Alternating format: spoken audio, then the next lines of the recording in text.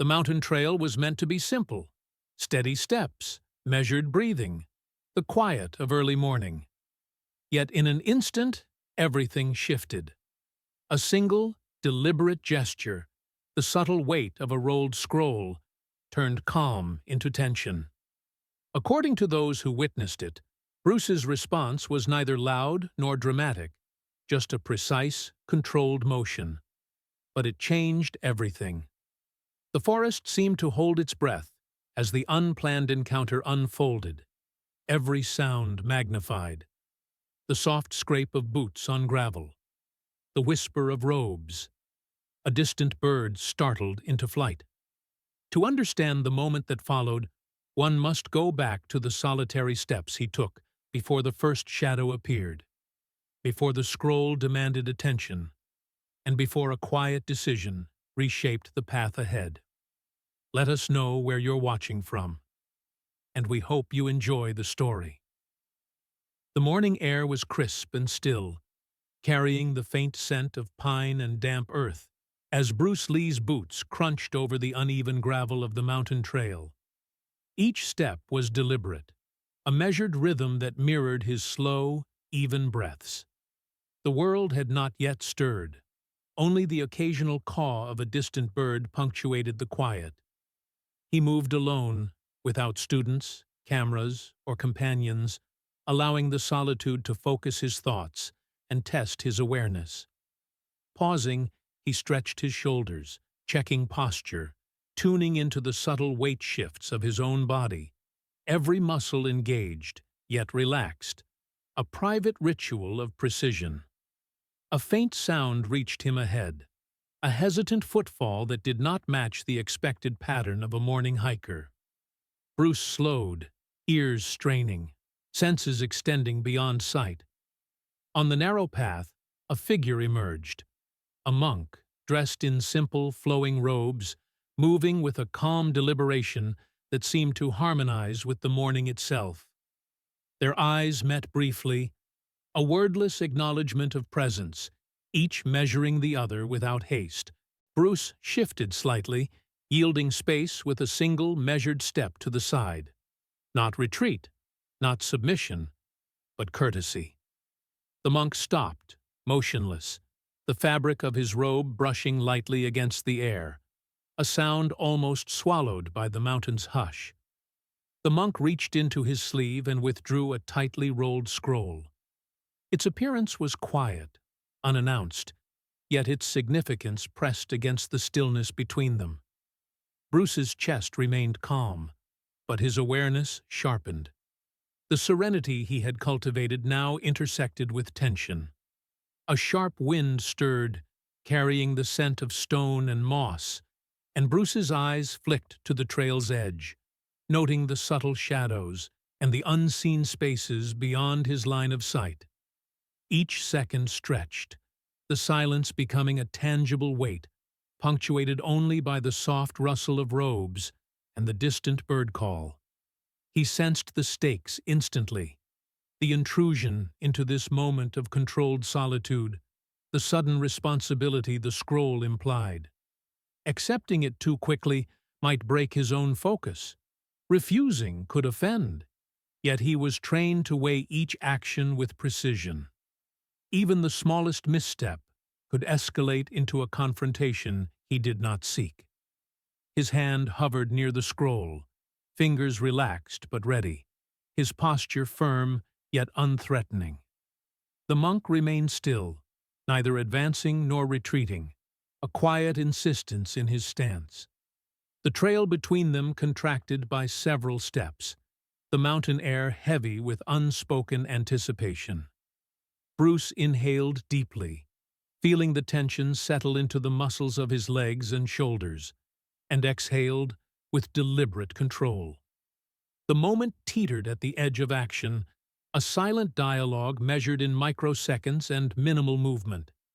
Every microturn, the monk's slight shift, the scroll's subtle tilt, the brush of wind against the trees, added to the unspoken narrative. The path narrowed further, the distance between the two figures now only a few paces, the scroll a shared focus between them. There was no room for evasion. The mountain seemed to hold its breath along with him. In that quiet space, Bruce understood that the approaching decision was imminent. An exchange was unavoidable, yet how it would unfold remained suspended, waiting for the next micro-movement to define the course of the encounter. The scroll's presence alone had dissolved the solitude of the morning, replacing it with a fragile, taut connection, one that could either snap or resolve with a single, precise gesture. Bruce's gaze lingered on the scroll, observing its contours without touching it. The monk extended it toward him, a deliberate, silent offering, but Bruce held back, letting his eyes travel to the hands and face before accepting anything. Each movement was a test, a subtle inquiry. He tilted his head slightly, questioning the intent without words, as if reading the rhythm of the monk's breath, the tone of his posture. The morning wind whispered through the pines, carrying the faint rustle of robe fabric, and Bruce's fingers flexed almost imperceptibly, attentive to every nuance. "Who entrusted this to you?" he finally asked, his voice low, measured, unpressured. The monk's eyes did not waver, but his reply was equally restrained, offering no names, no origin, only an allusion to a responsibility that had passed through many hands before. Bruce's lips barely moved as he acknowledged the answer, a slight nod accompanying a subtle shift of weight from one foot to the other. The scroll seemed almost heavier for the consideration, a weight both physical and symbolic. He extended a single finger to touch its edge, then withdrew. Instead of unrolling it, he lifted it into his open palm, a gesture designed to show respect, to claim none of the knowledge within prematurely. The texture of the paper pressed against his skin through the fabric of his sleeve, a reminder that even in stillness, there was consequence. He could feel the gravity of responsibility settle quietly but unmistakably, like a stone dropped into a placid pond. Suddenly, the faint sound of footsteps broke through the carefully maintained stillness. They were faster now, sharper, deliberate, an intrusion into the rhythm of his meditation. Bruce's eyes flicked over his shoulder, catching the fleeting impression of another presence advancing along the trail. His muscles tensed, not in aggression, but in awareness, adjusting subtly to the unknown, weighing the unseen forces gathering behind him. The monk's posture stiffened just enough to indicate concern.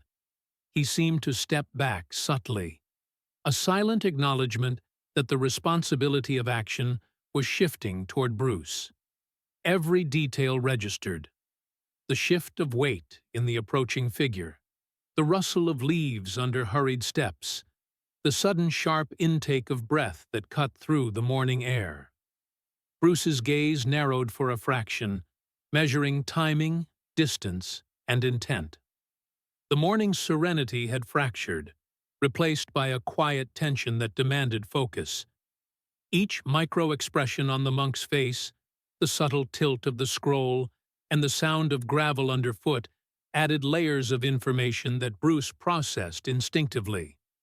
For a heartbeat, he considered withdrawing entirely, retreating into the solitude he had sought. But he recognized that such an action would invite questions, potentially escalating the situation. Instead, he steadied the scroll in his hand, letting the weight remind him of the stakes without dictating his movements. The air grew taut, charged with anticipation. The monk's silent withdrawal, the advancing presence behind, and the unspoken understanding between Bruce and the scroll itself. Now, he was not merely on a trail. He was between a secret and those who might claim it. The responsibility rested squarely on him, and each passing second reinforced the precarious balance of trust and control. The scroll remained in his hand, motionless yet potent, a focal point for all eyes. Bruce inhaled slowly, maintaining a rhythm that anchored him in the present, and exhaled deliberately. ready for the decision that would come within the next heartbeat. The line between observer and participant had disappeared. A sudden shift in the rhythm of the trail announced the arrival of a new presence, heavier and more deliberate than the previous footfalls.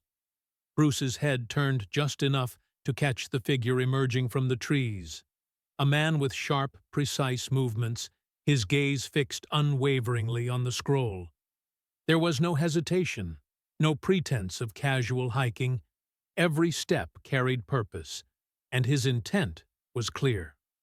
Bruce's eyes narrowed subtly, assessing, measuring the distance, the weight of the encounter, and the implications of the man's approach. "Hand it over," the stranger demanded, voice firm, almost clipped, yet leaving no hint of reasoning, only command. Bruce's posture remained calm, controlled, but his awareness expanded, taking in the incline of the trail, the uneven stones beneath their feet, the potential leverage of every element in the narrow corridor. His hand shifted slightly, repositioning the scroll at his side, not in aggression, but in quiet protection. A subtle claim without confrontation. The monk, who had remained near the edge, stepped back silently, deferring entirely to Bruce, his presence a muted reminder that this moment now belonged to him. Bruce's eyes flickered briefly to the man's expression, searching for connection, a clue as to whether he was acting independently or on behalf of another. There was none. The stranger's tone sharpened, the command escalating into a threat, and Bruce's senses registered a micro-shift in energy, the rise in tension palpable. Every muscle in his body coiled with readiness, not for assault, but to maintain control, to hold the moment steady. The air between them seemed to thicken, each breath measured, carrying the subtle scent of pine and stone. The trail narrowed further, the space between Bruce and the man now just a few paces, forcing a confrontation in proximity alone. The stranger's eyes widened slightly in recognition. He had expected perhaps a yielding, a mistake, but instead he encountered measured composure. The subtle recognition brought a change in tone, from command to menace, from certainty to challenge. Bruce's expression remained unreadable, yet a silent assertion passed through his posture. He was not to be underestimated, yet he sought no unnecessary conflict. A breeze swept across the mountainside, stirring the loose gravel beneath their boots, a subtle reminder of instability in an otherwise steady environment. Bruce adjusted his footing, shifting weight minutely, every movement precise. The stranger made a slight advance, a test of reaction, and Bruce responded with a slight step back, maintaining balance without aggression. The monk's quiet presence receded further into the margin, leaving Bruce as the fulcrum of the encounter. Seconds stretched as if elastic, the outcome hinging on infinitesimal gestures. A tilt of the head, a flex of fingers, the shift of a weight. Bruce's hand rested lightly on the scroll, feeling its texture, the slight roughness through the cloth of his sleeve. A grounding anchor amid the rising pressure. Each micro-turn altered the dynamic. The stranger's hand twitched, uncertainty flashing. The monk's gaze sharpened, silent counsel in his eyes. The mountain trail became a crucible of anticipation, where timing and perception outweighed strength or volume. Now the stage was set. Bruce stood at the intersection of responsibility, trust, and unseen forces pressing from behind. The scroll was both a magnet and a barrier, drawing attention while tethering his choices. In these taut moments, he understood that the next decision, small, deliberate, precise, would determine the direction of the encounter, the first ripple in a series of actions with consequences far beyond this solitary path. The air held its breath, waiting for the first motion that would turn tension into action. The man's shadow stretched across the trail, a rigid silhouette advancing with intent. Bruce held his ground, his body steady, shoulders relaxed yet poised, fingers brushing the cloth covering the scroll. He lifted one hand slowly, a subtle, deliberate motion, not as a challenge, but as a line drawn in the air, a boundary, a signal without words. The monk lingered just beyond the edge of the narrow path, silent, an observer whose presence reminded Bruce that restraint was the quietest form of authority. The stranger stepped closer, testing the boundary, his movements crisp, almost impatient. Bruce's eyes tracked each micro-shift in posture, each flicker of tension in the man's expression. Without warning, the stranger reached for the scroll, his fingers closing around the edge of the fabric. Bruce responded instantly, but with no aggression. A fraction of emotion, the smallest adjustment in stance, a redirecting of the hand, enough to neutralize the claim without breaking composure. The contact lasted seconds, almost imperceptible to any observer, yet it carried the full weight of potential conflict. The shift was precise, a silent negotiation of strength and control. Bruce remained calm, his breath measured, the scroll still secure yet visible to both parties. He did not seize, he did not strike. He allowed the energy to resolve itself through timing and subtle leverage. The stranger's eyes widened momentarily, registering the unexpected control. The refusal to escalate, and a flicker of uncertainty crossed his face. The wind gusted through the pines, rustling loose stones beneath their feet, a background percussion that underscored the tension hanging between them. A quiet exhale from Bruce punctuated the moment, barely audible over the whisper of leaves. He stepped back half a pace, releasing the hand first, demonstrating both awareness and restraint. The stranger froze, caught between expectation and the sudden recalibration of power. The monk's robe swayed slightly as he shifted weight, observing the subtle choreography of the encounter without intervening. Bruce's posture conveyed readiness, but also deliberate non-aggression, a lesson in control executed in silence. Every detail contributed to the narrative. The way the stranger's fingers trembled briefly, the slight tilt of his head, the uneven footing on the stony path. Bruce's eyes scanned the trail, registering the presence of distant observers who had paused, watching, absorbing the tension in the air. The moment did not need sound. It communicated entirely through stance, breath, and imperceptible motion. The subtle power in restraint became clear. The stranger had provoked, tested limits, yet Bruce's decision to maintain composure redefined the encounter. The scroll remained his anchor, its weight a constant reminder of responsibility. But his authority was not in possession. It was in timing, in decision, in the space he allowed.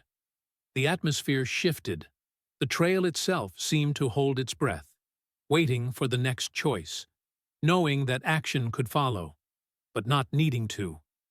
As the seconds stretched, anticipation hung taut like a drawn bow. Bruce's half-step backward had altered everything without force. The stranger now reassessed.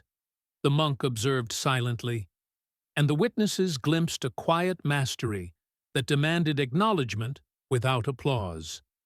The path had narrowed, the confrontation had crystallized, and yet the resolution had not yet arrived. The scroll remained a focal point, but the true measure of the moment was the controlled equilibrium Bruce maintained, a calm counterweight to rising tension. The air, charged and waiting, hinted at the next turn. No one moved, yet every eye, every breath, every micro-shift suggested that the coming decision would define not just the fate of the scroll, but the invisible boundaries of respect, control, and restraint on this narrow mountain path. The stage was set for the choice that would follow, one made not with force, but with precision, timing, and an unwavering sense of measured judgment. The stranger remained rooted, eyes sharp, his chest rising and falling with controlled tension. He had stepped back slightly, but not far enough to surrender the assertion he had attempted.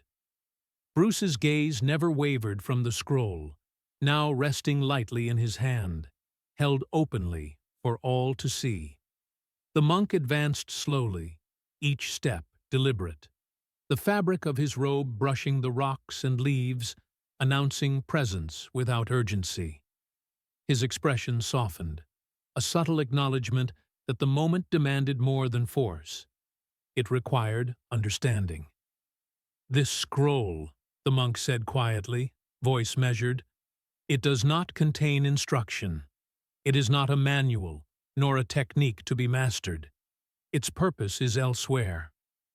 The words seemed to hang in the air, shaping the tension like a sculptor, reframing the value of what they had all assumed was critical.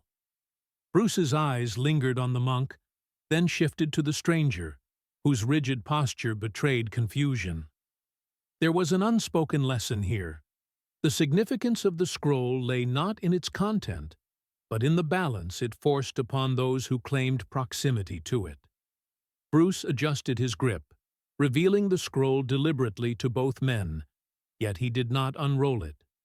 The simple act of showing, rather than using, created a subtle shift in authority. The stranger's posture faltered ever so slightly, recognition dawning that the possession of knowledge alone did not equate to power. Bruce's calm, measured presence dominated the scene more than any force could. Each breath, each micro-movement of the fingers and feet reinforced his control, demonstrating a mastery beyond the immediate confrontation. He held the scroll openly, presenting it as a shared object rather than a weapon or prize. The monk's voice softened further, noting that this item had already caused conflict before, that its weight had unsettled others who sought it for the wrong reasons. Bruce's response was silent, his eyes scanning the trail, the surrounding trees, and the distant figures observing. He was aware that any decision would ripple outward, that perception here carried consequences beyond the moment. The stranger's expression shifted again, a mix of frustration and reluctant acknowledgement. Bruce's choice had neutralized the immediate threat, yet he had not yielded, nor had he dominated. The balance remained delicate, a suspension between competing wills. Every observer on the path, the monk, the distant witnesses, and even the trees seeming to lean into the tension, registered the subtle assertion that restraint could hold more weight than aggression. Seconds extended, the wind stirring leaves and loose gravel, emphasizing the fragility of the pause. Bruce's hand, steady and deliberate, maintained the scroll in view, his posture neither defensive nor threatening. The monk watched intently, gauging not just the immediate action, but the integrity of the response, while the stranger's sharp eyes searched for a flaw, any misstep that might offer leverage. None appeared. In these measured moments, Bruce understood that the true significance of the scroll was symbolic, a test of judgment, timing, and responsibility. He had the chance to claim knowledge, to assert control, yet he maintained deliberate neutrality. By holding the scroll openly, he reframed the situation. The possession of potential power became a statement of measured restraint. Every micro-gesture, the subtle flex of fingers, the half-step backward, the steady gaze, spoke louder than words, teaching an unspoken lesson about authority, principle, and the enduring weight of choice. The trail itself seemed to absorb the tension, each rock and branch suspended in the anticipation of what would come next. Bruce's silent command of the moment pressed upon both the stranger and the monk. The next act would define the resolution, but the power now lay in observation, in poised restraint, and in the clarity of judgment that only deliberate control could convey. The pause was no longer empty. It carried purpose, and the stage was set for the decision that would ultimately release the energy, not through force, but through precision and integrity. The air hung thick, still as if the mountain itself had paused to watch. Bruce's eyes moved slowly between the monk and the stranger, noting neither weakness nor threat, but the responsibilities each carried in this moment. Every muscle in his body remained relaxed, yet ready. His presence alone anchored the tension that had stretched taut along the narrow trail. A faint breeze stirred the pine needles, carrying the scent of damp stone and earth, and Bruce inhaled deliberately, letting the calm settle like a grounding pulse. He stepped subtly to the side, a motion so slight it might have been mistaken for a shift in balance, rather than strategy. The scroll, resting lightly in his hand, became a focal point, its weight intentional, visible to all. The monk's eyes narrowed fractionally, recognizing the deliberate clarity of the movement, while the stranger's tension remained, a rigid anticipation of a conflict that had not yet materialized. In that quiet, Bruce's decision crystallized, unspoken but precise, the kind that required no explanation. With measured care, he placed the scroll on a nearby stone. The motion was unhurried, deliberate, audible only in the soft touch of paper against rock. He stepped back a half-pace, opening space without retreating, creating a buffer that transformed the energy of the encounter. The stranger's gaze flickered from the scroll to Bruce, uncertainty briefly overtaking aggression. He had expected resistance, perhaps a challenge, yet found only composure, a refusal to be drawn into conflict. The monk bent slightly, acknowledging the placement of the scroll, but did not touch it. His eyes held a mix of relief and respect, the understanding that Bruce's action transcended the simplicity of giving or withholding. The air, still charged, began to shift subtly. The tension remained, but the threat of escalation had dissipated. Bruce's posture, steady and precise, communicated authority without aggression, mastery without domination. Around them, the trail seemed to relax. Leaves and loose stones shifted under the faint breeze, the distant call of a bird punctuating the long pause. Observers, present but unintrusive, absorbed the scene without applause, their recognition of control expressed in silence.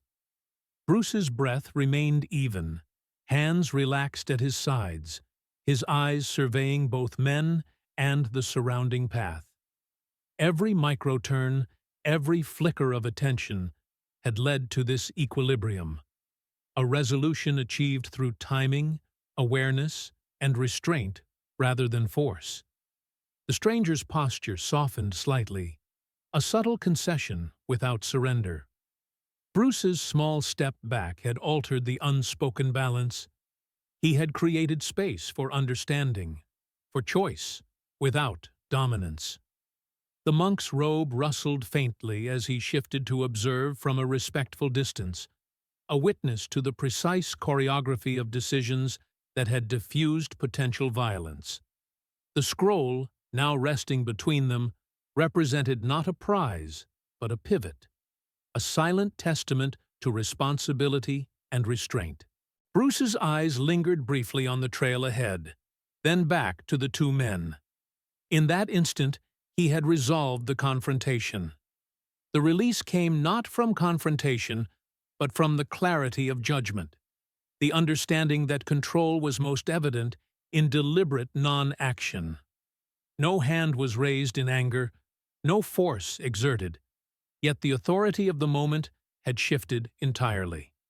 The tension, dense and palpable, had been transformed into a lesson in equilibrium. Power measured, patience maintained, consequence observed. The mountain air, carrying the scent of pine and stone, seemed to exhale with him.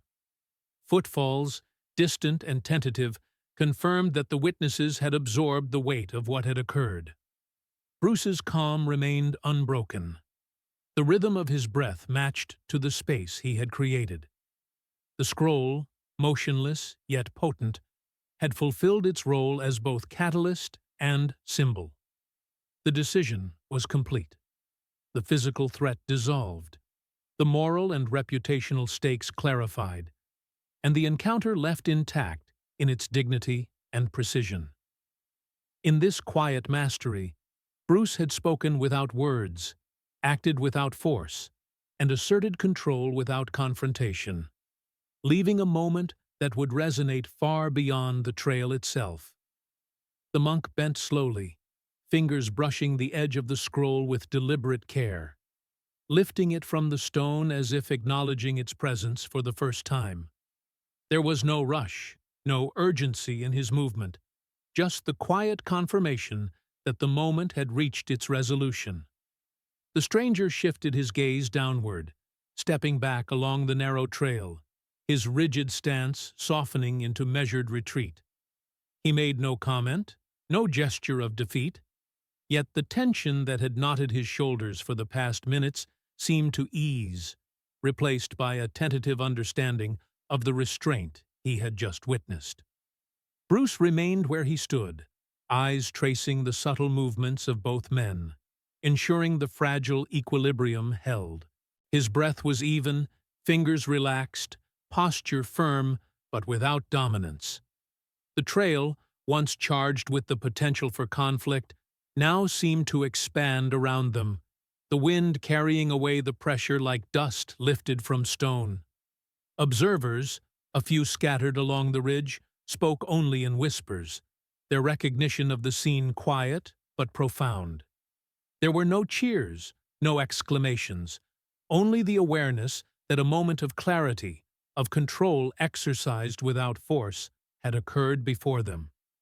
He nodded once to the monk, a gesture precise, respectful, and brief. The monk responded in kind, acknowledging both Bruce's action and the subtle lesson it had imparted. Without turning back or exchanging another word, Bruce shifted his weight, the motion fluid and unbroken, signaling the continuation of his journey up the trail. Each step was deliberate, resonating with the calm that had guided him through the encounter, a rhythm that gradually absorbed the surrounding air, leaving only the sounds of boots on gravel and the faint whisper of wind through pines. The stranger remained for a moment longer, eyes flicking between the scroll in the monk's hands and Bruce moving forward. Then, with a final, silent exhale, he turned and stepped away, leaving the trail open. There was no confrontation, no declaration of victory or loss, just the quiet acknowledgement that power and authority had been exercised through awareness and timing rather than aggression. The mountain seemed to settle along with them, the tension diffused, leaving space for reflection rather than reaction. Bruce's gaze lingered briefly on the scroll now fully in the monk's possession, recognizing the weight it carried and the responsibility it symbolized. He did not need to interact with it further. The act of placing it deliberately, then stepping aside, had communicated the full measure of control, patience, and discernment. Every observer, including those who had arrived unnoticed, absorbed the significance of his restraint, the understanding that mastery lay not in possession or display, but in the judicious use of presence and decision. As he continued upward along the winding trail, the morning air carried the subtle sounds of nature reclaiming its quiet. A distant bird call, the whisper of pine needles, the soft scrape of stone beneath his boots. His breathing fell into a seamless rhythm with his steps, and with each pace, the memory of the confrontation lingered. Not as a tale of victory, but as a lesson in precision, responsibility, and ethical judgment. The scroll, the monk, the stranger, and the mountain itself had become part of a tableau that needed no embellishment, no spoken moral. The story existed in the measured pace of his retreat, the clarity of his choices, and the enduring calm that followed action without conflict. By the time Bruce's figure receded into the morning haze, the trail was quiet once more.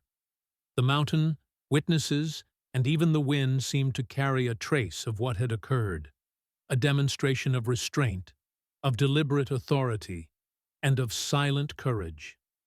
The scroll remained untouched in its purpose, yet the resonance of the encounter, its lessons, its clarity, and its equilibrium would linger far longer than any single act of force ever could. In this way, the resolution was complete. The tension had dissipated, the principles had been observed, and the path ahead, both literal and metaphorical, remained open, guided by discernment rather than dominance.